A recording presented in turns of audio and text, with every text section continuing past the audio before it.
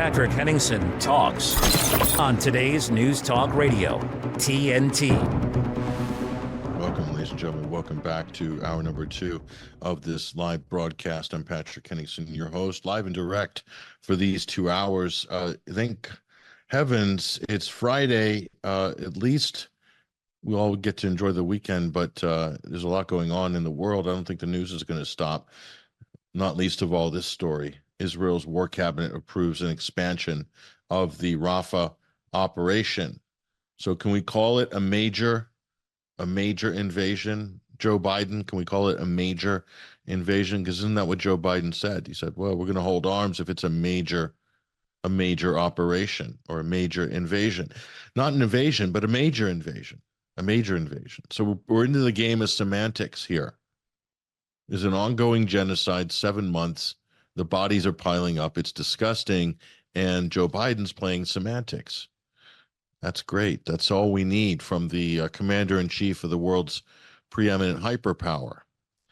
Oh, how empires fall. And this is a good example of one that is certainly in a terminal decline as we speak. The United States has threatened, Joe Biden's threatened to cut off supplies, as we've said before. If you're listening to our previous analysis in the first hour, cutting off supplies of offensive weapons. If Israel enters the population centers of Gaza City, they already have.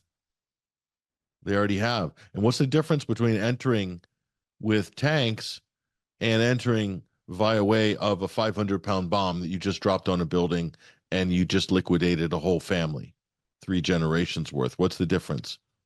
Is it any less devastating? Are we even having this conversation? Why are we having this conversation? A measured expansion of Israel's operation in densely populated Rafah, mostly refugee camps, people who fled northern Gaza when it was carpet bombed by the righteous IDF. Southern Gaza is now awash with refugees and people who are barely hanging on for dear life. And yet Benjamin Netanyahu, the psychopathic, warmongering Israeli leader, who will go down in history, make no mistake, ladies and gentlemen, he will go down right next to the pantheon of despots and war criminals, Benjamin Netanyahu. It's not going to be a glorious historical legacy for this guy.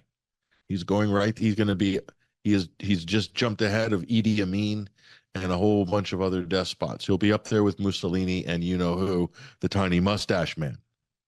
That's where he's destined to go. The world knows this. The world sees this. But our lawmakers in Washington are still going, don't know if it's a genocide. Hamas is giving us bogus numbers. I mean, just ridiculous. Hamas doesn't run the Gaza Health Ministry. Newsflash for your airheaded senators and congressmen in the U.S. The money comes from the Palestinian Authority. It's not staffed by Hamas militants. Staffed by medical professionals, many of which are dead. Just saying. Sorry to be cruel and unusual. If you don't like this, if this is too much for you, well, I can't help you. These people are at the end of their rope, literally. So reports have come following Joe Biden's promise to stop supplying offensive weapons to Israel if they go into city centers. So they're bombing them. They're sending tanks in. Is this enough to cause a stoppage in the supply of the Israeli war machine? Don't know. It depends. They're saying it depends. So meanwhile, Israel seizes the border crossing between Gaza and Egypt, the Rafah border crossing. So they're bombing and they're launching airstrikes against civilians in this densely populated area, beleaguered civilians. So Axios reported on Friday an expansion of the area of operation has been approved by the IOF or IDF, Israeli Occupation Forces or Israeli Defense Forces, depending on what level of cognitive dissonance you have. So the Israeli media also reports that the Israelis are widening their area of operation. So is this going to constitute a breach of Biden's red line on the issue? This is the big This is the big question everybody's trying to figure out. Where is the red line? It's not red, it's pink. And it's not thin, it's thick and pink. And it's sort of spread out. It's diluted. In fact, we're looking for it. We can't find it. We can't find the red line. It's all over the place. We just see sort of a faint shade of pink here and there. Nobody knows where the red line is, least of all Joe Biden. So anyway, this is the way things are going right now. You've got all these fanatical, extremist, ethno-nationalist, Zionist maniacs like Ben Gvir and Finance Minister Bezos Smotrich. So, unbelievable. Benjamin Netanyahu heading this ungodly coalition that has no choice but to continue doing what they're doing, because the moment they stop, Israeli society itself will probably ask for the ouster of this guy who is way past his sell-by date, but be under no delusions. Replacing Benjamin Netanyahu with anybody else isn't going to change much, because this government and everybody in it and most of Israeli society are 100% behind the ethnic cleansing and the genocide of the native Palestinian population. This is the fact. This is the reality.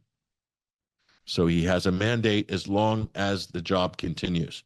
The moment it stops, then he's out. They'll have to recalibrate, maybe make some new noises with Washington about the sort of more moderate Benny Gantz, as if. So that's where we're at on this situation. It doesn't look good any way you turn. Israel's locked into a death spiral of permanent war, and their international reputation will continue to erode the longer they're engaged in these crimes against humanity. This is just a reality.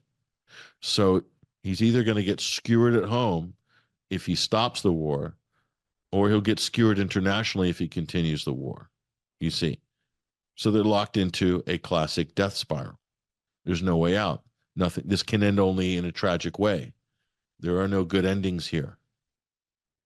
The good ending would have been for somebody with some adult in Washington to step forward and say enough is enough.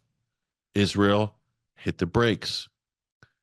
A good time to do that would have probably been about November 30th or October 30th, even better. But it didn't happen. In fact, there were people who were basically talking down and pushing out anybody who was talking about a ceasefire, marginalizing them, discrediting them, insulting them, calling them a terrorist sympathizer. All that happened. We were there. You were there. We all witnessed it. So you can see what humanity is capable of. You can see what humanity is capable of, given the chance.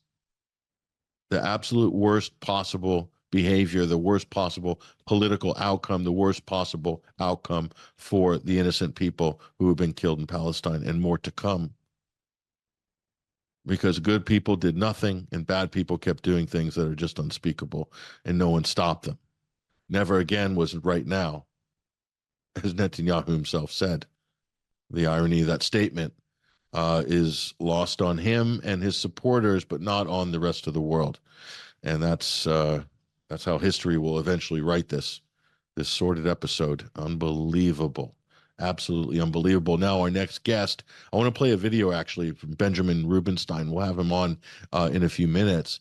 And he just released this on his X Twitter platform. We're just going to play you a quick clip here, and then we'll come back and go to break. But this is Benjamin Rubinstein. We'll be talking to him in a few minutes. Watch this preview.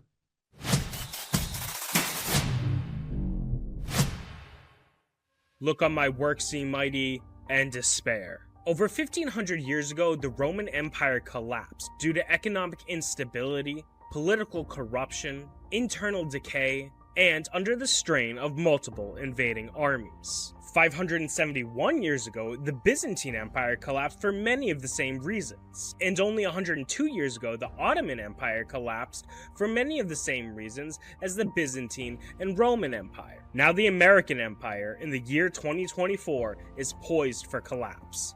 And by the end of this video, I think you'll be as convinced as I am. But what does the fall of an empire actually look like? Men in suits and robes just walking off the job one day and calling it quits? Not quite. It's also not necessarily in a blaze of glory.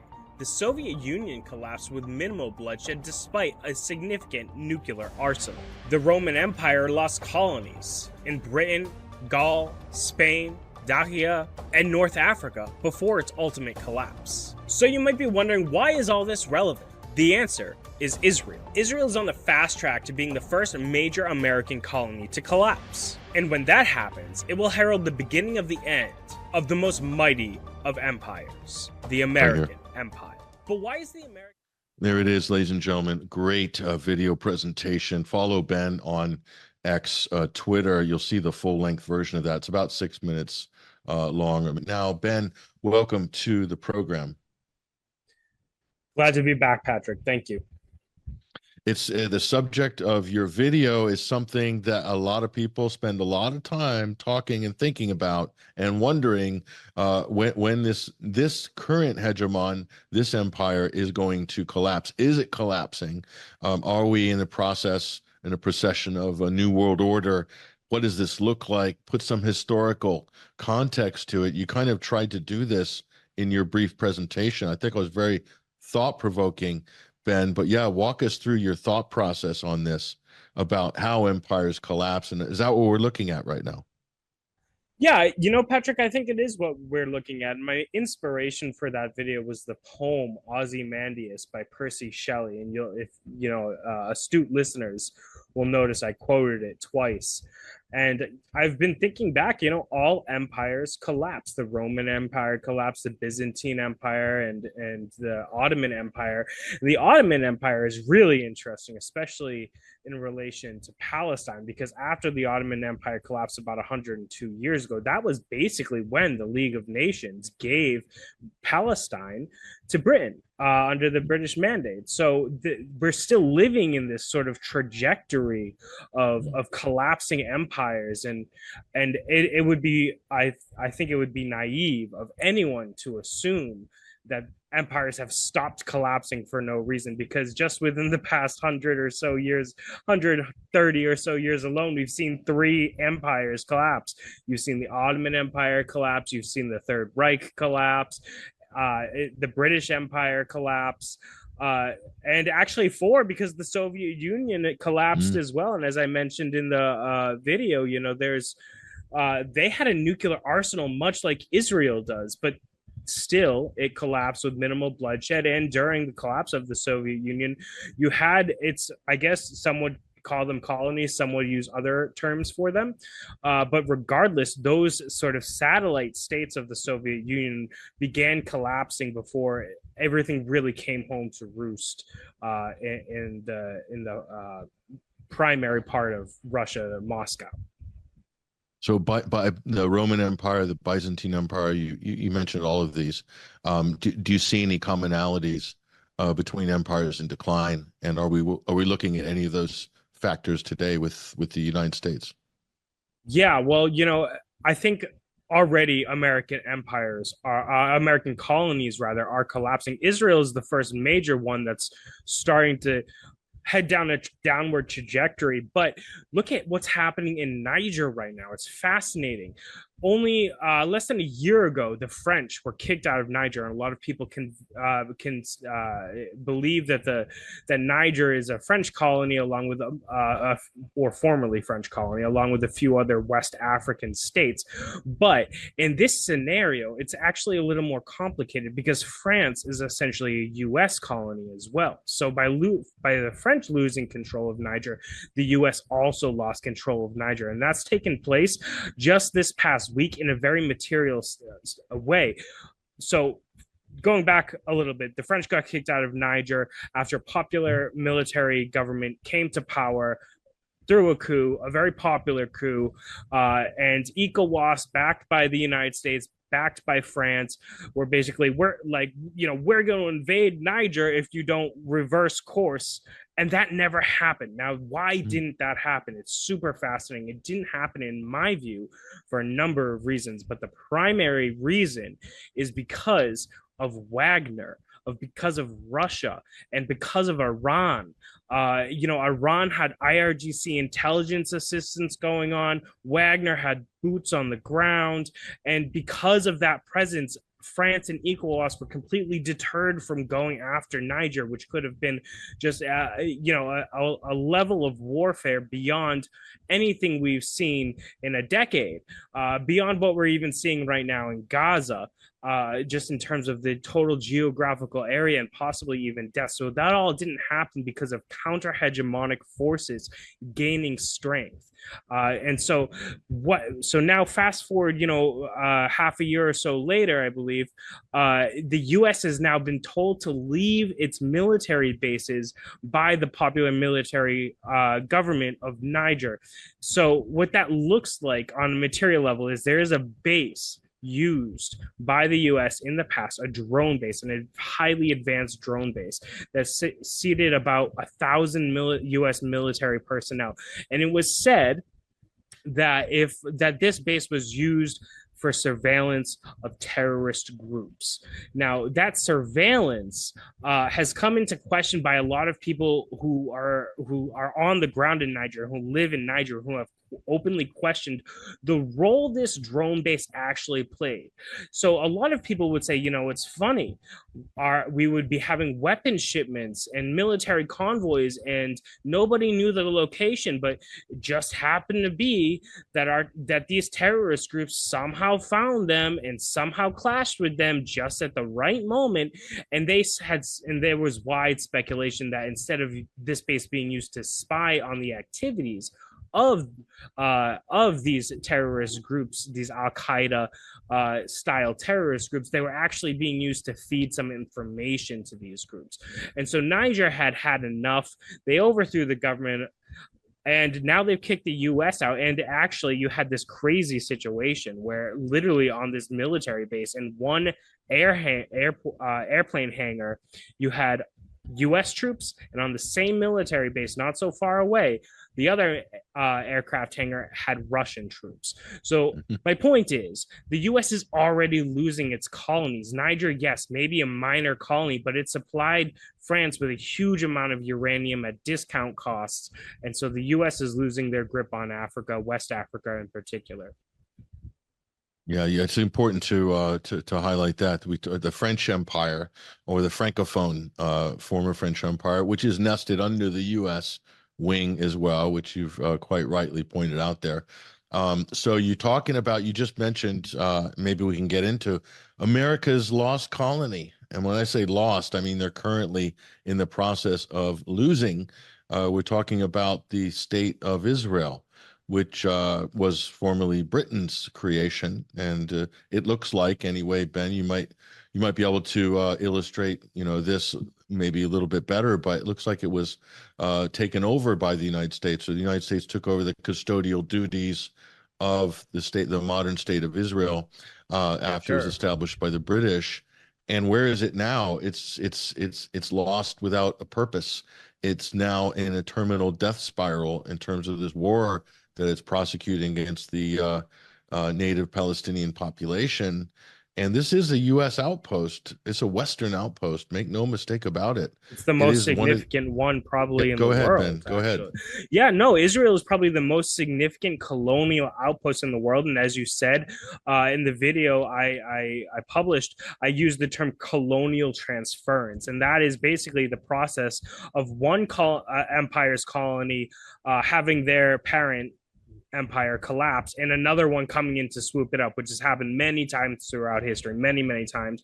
I believe specifically it happened regarding Jerusalem. Actually, it seems to be a point of colonial transference. Jerusalem has been under the mandate, I suppose, of at least a half a dozen different empires throughout the millennia. So it seems to be happening yet again, and that is basically because the U.S. is deteriorating, and it's deteriorating not just in West Africa, but also in the Middle East. It's profound. Look what happened in Afghanistan. 20 years, we get beat by men wearing sandals, despite going up against the most advanced military in world history, in human civilization ever. Billions and billions, trillions of dollars being put into our military, and somehow a bunch of men in sandals, guerrilla force, were able to beat us out through protracted warfare, as some people like to say, but that's really what it was. They waited, they bided their time, and they kicked us out.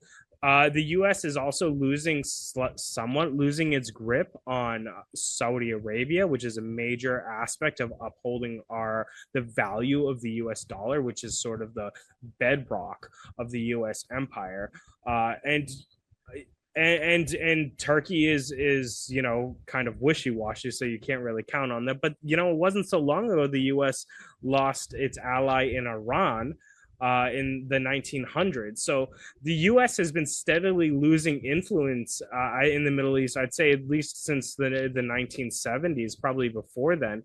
Iraq has repeatedly attempted to kick the U.S. out of their country. We'll see how that goes, but these quote Iranian-backed militias, as our State Department stenographers like to call them, are not letting up, and their responses seem to always be directly in proportion to the screw ups of the Western Empire. And Israel, as I also have referred to them in the past, is a mad dog. They've stopped taking orders. And so what's going to happen is that they're either going to upset the U.S. enough where that mad dog gets put down, or they're going to upset their neighbors enough where that mad dog gets put down. But either way, it's going to get put down, and it's already starting to happen. It's like a slow creep into just total collapse. And a lot of people question, why haven't groups like Hezbollah done more? But in the meantime, over 70,000 settlers have been kicked out of settlements in the north of Israel, which is an active process of decolonization. So in a very material, concrete, and tangible way, the decolonization of Palestine is actually already happening right before our very eyes, and everyone is powerless to stop it. And it's not just that, it's also the shekel, the currency of Israel, is also under siege in a way that is just so powerful and impressive, because also not only does everybody seem powerless to stop Hezbollah, but even the United States has admitted that they're powerless to stop the Houthis, Ansar Allah, and they've asked for diplomatic negotiations. And props to the Houthis for saying, listen, our red line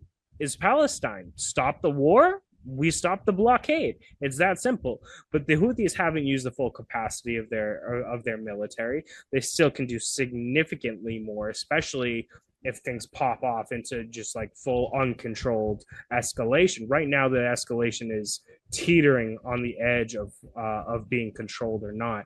But they're ready to escalate. Hezbollah is ready to escalate.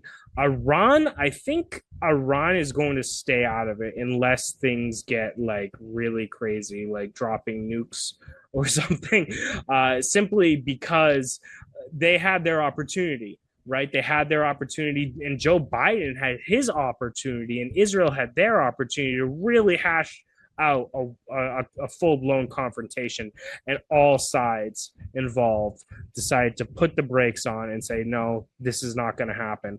So I don't see that popping off, as it were, in a significant way, but I do think through so-called proxies who are autonomous, the situation is on it's in a cascading effect, and people are trying to put the brakes on it, but Israel is just belligerent. They're belligerent, and now we've seen they're not only have they been economically and militarily decolonized by Hezbollah and the Houthis, but they've now been politically decolonized in a lot of senses because of the vote at the United Nations today, which was profound. That Palestine was able to get a concession it has been fighting for its entire period of colonization under the Israeli military, basically. So Palestine now has significant rights, even ranking higher than the Vatican itself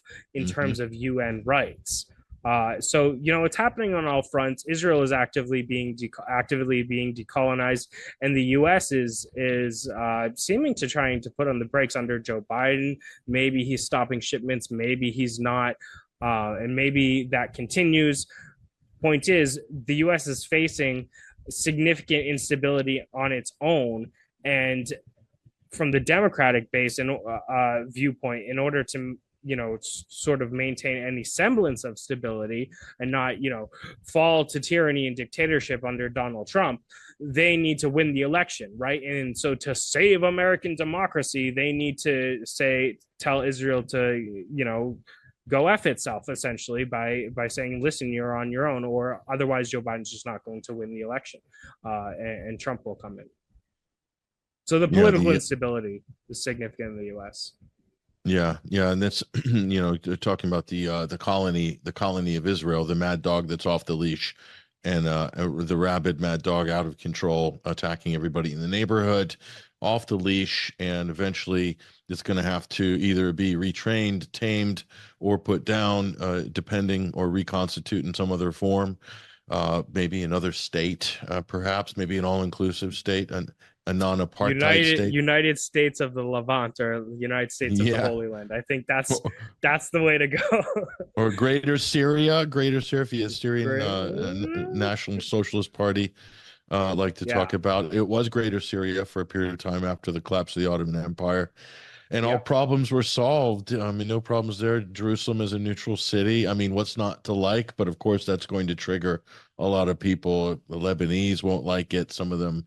But men in sandals, the Houthis, Ansar Allah in Yemen, another bunch of men in sandals that have taken major military powers to task.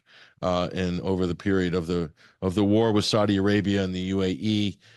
It's pretty safe to say that Yemen kicked ass and took names, and they got stronger despite getting bombed and pounded into oblivion for like 9 years. And now look at them. They're actually steering and changing the geopolitics of the region. One of the poorest countries in the world, by the way, which is partitioned. Unfortunately, that has to be resolved. Back to history, though, Ben, you brought up an important point. You're talking about Jerusalem. So step back, Ben. Look at history. Look at all the procession of crusades to try to occupy and control the Silk Road, the discovery of oil in the late 1900s into the 20th century. So could we look at the establishment of the State of Israel as another crusade by European powers? What do you think? I think that's a great question, Patrick, and I would almost want to refer to it as sort of a shadow crusade, because it didn't happen while there was bloodshed, 750,000 Palestinians expelled or killed. It didn't happen with all the sort of fanfare that we think of the Crusades having today. So it was sort of a shadow crusade where people were imported in, and it was marketed to the world population as a peaceful solution. What do we do with all these Jews that have nowhere to go? Well, in my opinion, they should have stayed in Europe and rebuilt it. That didn't happen for a new number of reasons, and I believe it was because the British Empire was trying to maintain their hold on that colony. It didn't work. But in regards to other crusades, absolutely, Patrick. You look at the aftermath of other crusades that have happened throughout time and has led to the expansion of things like trade networks being shared throughout regions, and knowledge, technology, all of these things resulted as a consequence of prior crusades. And that has also happened with Israel. I mean, Israel is one of the biggest intelligence, knowledge, and technology, weapons. I mean, this is a huge aspect of the of the global economy. And it's not just, American technology being manufactured in Israel. Israel has created its own highly advanced intelligence technology. specifically for surveillance and security, which, Palestine is of course used as sort of a testing ground, the West Bank as a testing ground, and even Gaza as a testing ground for these technologies, which they then sell to other countries. A great example, look what happened in Saudi Arabia with Jamal Khashoggi. He was killed, and they were able to do that because they were spying on his WhatsApp messages, essentially using Israeli technology. And look what's happening in Gaza with Leviathan, or Lavender rather. They have used Lavender again to spy on people and have executed tens of thousands of people, more than likely using this technology. So the parallels of what has happened at the collapse of other empires and what has happened at the rather the parallels between what has happened with other crusades and what has happened with this sort of shadow crusade are significant, especially in terms of knowledge and technology being distributed globally. Yeah, and also it's interesting, the zealots, that's where the term, zealotry and zealots comes from, the zealots and the role they played in previous crusades. So that religious fundamentalism, that religious extremism as the rally cry, as the battle cry to mobilize. That is the rallying cry. But I think we have this tendency when we look at history to think of things like the Crusades as religious wars, but they're really not. That was just, as you said, the rallying cry. And today, under we use the term propaganda, which is essentially, when it comes down to it, the same thing. Back then, we didn't want Muslims to control Jerusalem. Okay, now the Jews control Jerusalem. But this isn't a holy war. This isn't a war of religion. And while you do have these zealots and extremists, I guess our zealots of the modern era are now extremists, like Itamar Ben-Gvir, who wants to take down the Al-Aqsa Mosque and build the third Jewish temple, which would likely be an apocalyptic event. Not just because of I'm not trying to sound prophetic, but the amount of people they would piss off if they actually did take down the Al-Aqsa Mosque and build a third Jewish temple would be, it's a sort of a self-fulfilling prophecy, right? I mean, what came first, the chicken or the egg? What came first, the Messiah or the bulldozers? I don't know. So no, absolutely. And yeah, it's important to put it in perspective, and that's a great point, that the religious aspect is merely part of the trigger, and that behind that you have empire and you have the domination of resources, all of that. Yeah, very important to. I think if people make that distinction, it brings the conversation to a much more rational a place, and where we can analyze what's going on rather than get tied up in our religious affiliations and belief sets. Go ahead.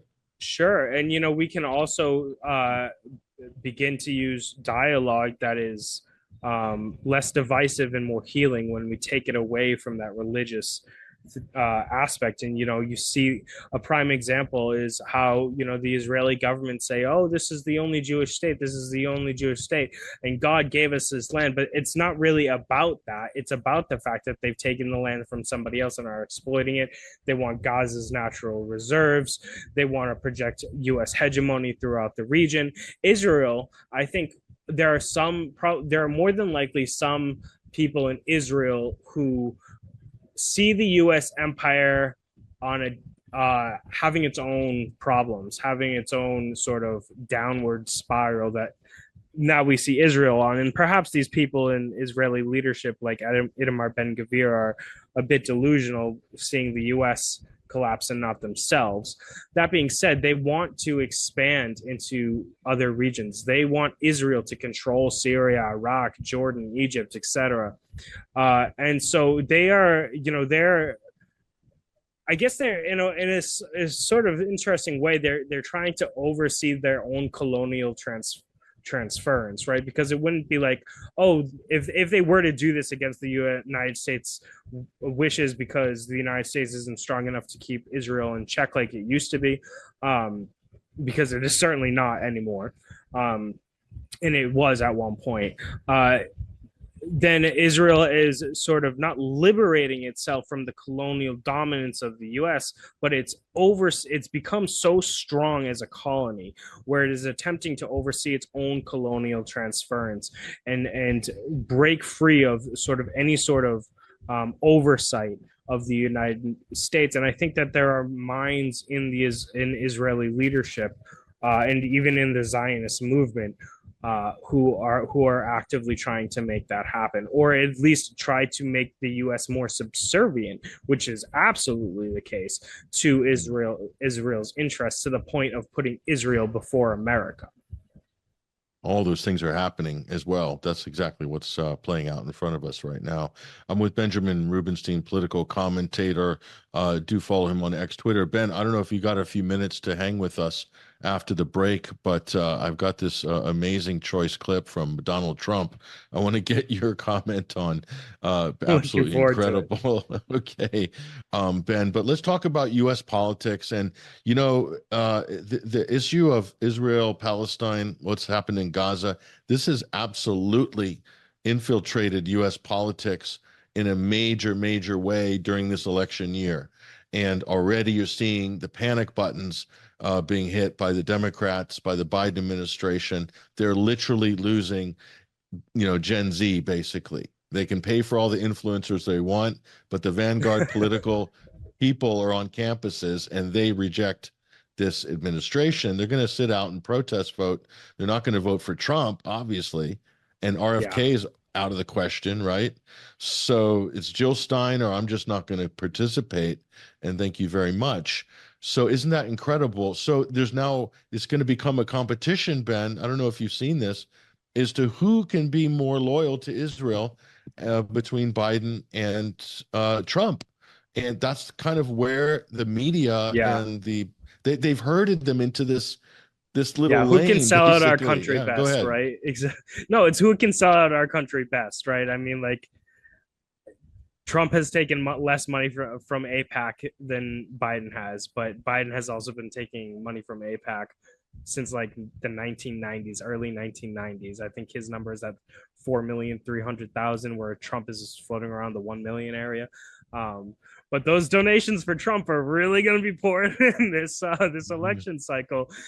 So he's trying to milk that for all he can. And it's really political opportunism is what it is. I don't think Trump gives a damn about Israel or Palestine. I think what Trump actually wants is peace, but in his own kind of convoluted way.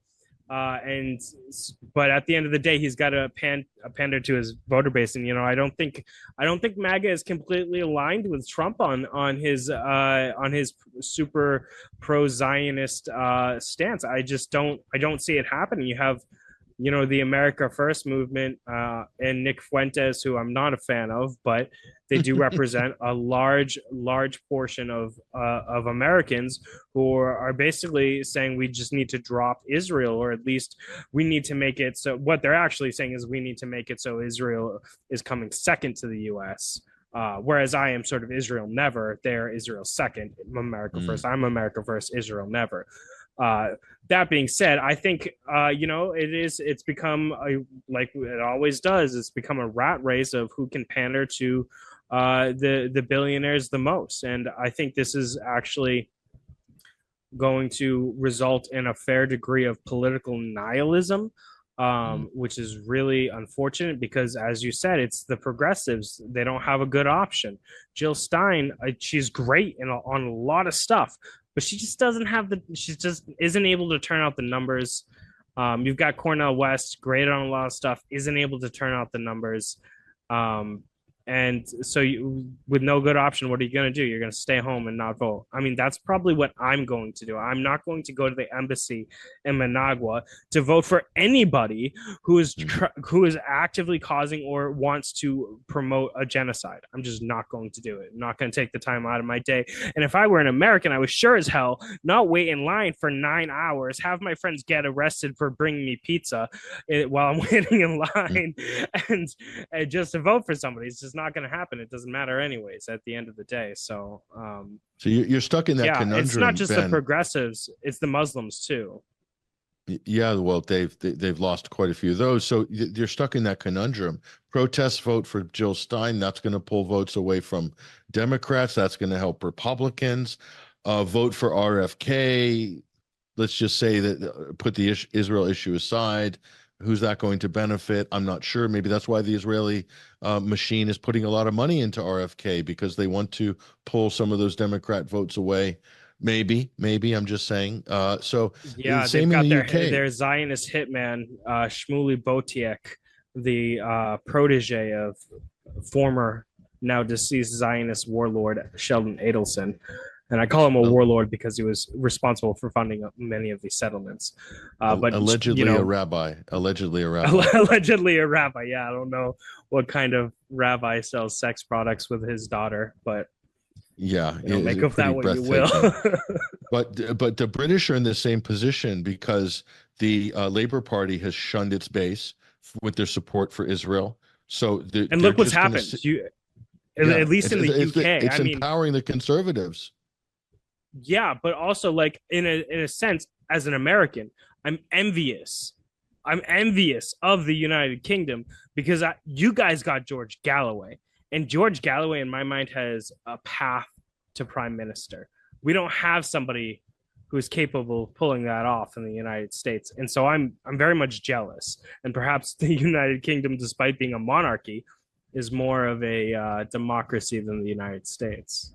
Well, at least they have some plurality in the House of Commons with a Galloway or a Craig Murray, maybe in the next election. Hopefully, that would be certainly something. But yeah, I mean, but the protest vote on the left is going to favor the status quo, which is the conservatives that are pro-Israel to the hilt. Same sort of thing in America. So it's a really uncomfortable and depressing dynamic. I'm almost on the verge of nihilism myself looking at this, Ben. I can tell you are as well, like thinking this is not a good election cycle at all. It doesn't feel like an election. Anyway, I want to play you this clip here that Donald has really outdone himself, I think, for Trump quips. This really goes up into the trophy case. Let's go ahead and roll this. I want to get your reaction to this one. Thank you very much. What Biden is doing with respect to Israel is disgraceful. If any Jewish person voted for Joe Biden, they should be ashamed of themselves. He's totally abandoned Israel, and nobody can believe it. I mean, isn't it Biden who said in 2020, if you ain't voting for Biden, you ain't black. You ain't black. Yeah, you ain't Jewish. You're a fake Jew. You're a self-loathing capo if you vote for You don't vote Biden. for Trump. You ain't That's Jewish. Basically what he's saying. It's the same thing I hear from these Twitter trolls. Oh, you're against Israel? You're a self-hating Jew. You're a capo. You know, you're a fake Jew. I got called a fake Jew like 30 times yesterday. So, you know, but the difference, you know, as I mentioned to you, Patrick, the difference is that unlike when Joe Biden was like, if you don't vote for me, you ain't black, you didn't really have black people repeating that line, but Trump does have Zionists repeating that line. Trump has millions of Zionists repeating that line. And I think that Trump can count on the Jewish vote. I think he can, but there's not a ton of Jews. And there are far more Muslims. I believe there are far more Muslim voters than there are Jewish voters. So it's interesting how, I mean, I'd have to look at the numbers, and I'm tempted to, but you know, with the immigration the way it has been, especially since like the endless war on terrors began, I think, you know, there's tons of Muslim voters, and Jews represent a far greater fraction of the world population than Muslims do. Far greater. I think there's, you know, 4% of the global population is Jewish or something like that. And Muslims have like over 1 billion people. So anyways, it's interesting to see these kinds of new ethnic political divisions being cut. It seemed before October 7th that Muslims were really starting to move closer to the right because the right upheld a lot of their traditional values and the Democrats do not. But the Palestine issue is so critical to Muslims that it seems that instead of instead of the breaking away of the Democratic Party, they've actually been funneled back to the Democratic Party. And whereas Jews, who have been historically, they've mostly been historically Democratic, but they do seem to be going right now. I mean, even these progressive Zionist Jews, some of them are like, yeah, stop the shipments, we got to live in peace. But a lot of progressive Zionist Jews, especially those with sort of dual Israeli American citizenship, are like, never Biden now, basically.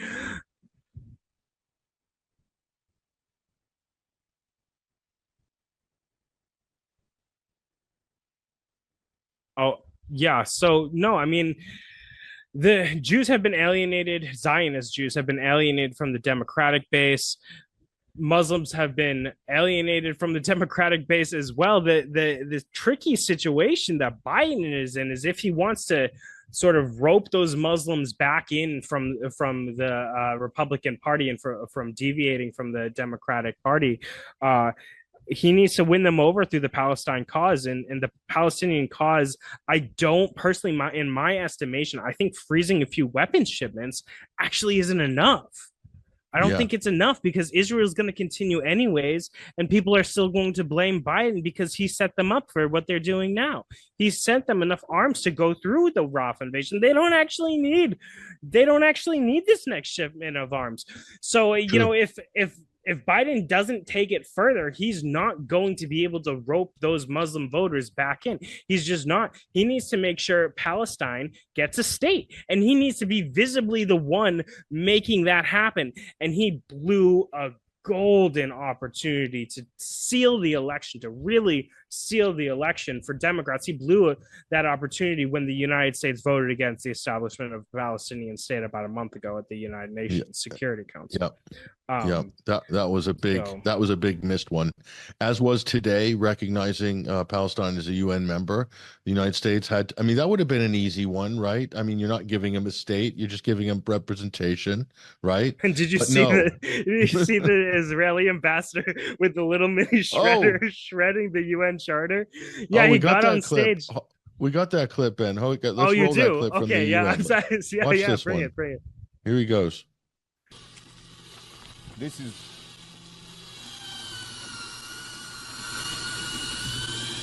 you are shredding the UN Charter with your own hands. Yes, that's what you're doing. Shredding the UN Charter. Shame. Is that meant to be a comedy skit? Just like, I mean, they say the Jews own Hollywood, right? With that kind of theatrics, I mean, maybe they do, because that was so entertaining to watch. No, I mean, I'm joking, obviously, but that was just something else when he did that. I mean, it does say in the UN Charter they did follow an actual UN procedure. So that's fantastic. That is a literally Chinese office shredder, $4.99 at Ryman's or Alibaba, whatever. Alibaba or Staples, and they've got 100 sitting in the warehouse. Just fantastic. Got to buy in bulk. What a great! And there must be marketing for these little shredders. I mean, everyone's going to run out and want one now. No, it's I almost want one. Just going to wear it around my neck anytime I don't like something. I'm just going to shred a piece of paper. Shred it, yeah. Let's get it. Let's start doing that. Start making videos with the shredder. I mean, the performative. It's the next viral TikTok meme, right? The dramatics from the Israeli delegation at the UN are just legendary at this point, and they just outdone. I mean, I remember when they came out with their gold stars. They wore their gold star. That was so disgusting to me. I wanted to vomit. It was disgusting. I mean, these people are not oppressed in any way. They literally have an ethno-supremacist state, and yet they're wearing their gold stars. I mean, they literally have replaced the Nazis. It's just appalling to me. It's absolutely appalling. Yeah, the opposite of oppressed, I would say. They're just overprivileged, really, and allowed to have a run of the joint. Now, we've got a couple of minutes left, Ben, and anyway, thank you for joining us. I appreciate you coming on the program. And again, we've shared and retweeted your latest video, which is really a crash course in empires, 6-minute video, I think. And I encourage people to follow Ben on your various platforms. Give us a shout out about where all your media platforms are, Ben. Yeah, the best place to follow me, Ben F. Rubinstein, Ben, the letter F, Rubinstein on Twitter, and at the same tag now on YouTube. I'm trying to grow my YouTube. So it's appreciated if you could follow me there as well. And, if you have suggestions for the next video, I'm trying to do longer videos. Love to hear them. Love to hear what the audience thinks. Thanks for having me, Patrick. No, great to have you as well. And get on Instagram and TikTok as well. Nico House and they're getting lonely on there. They need people like you to come into the fray and help with content on those platforms. Benjamin Rubinstein, thank you very much for joining us today. And a big thank you to the historian Mats Nilsson from Sweden. What a great segment, and really a time to reflect on history and how it's affected so many people, especially in Europe, and what that means today. Great segment all around. Thank you guys for joining us. Thank you everyone in the TNT chat room. I'll see you guys on Monday. We already have a powerful show lined up. We're going to have some impactful guests waiting for you, our listeners and our viewers, on Monday. I'm Patrick Henningsen signing out. Have a great weekend. All the best.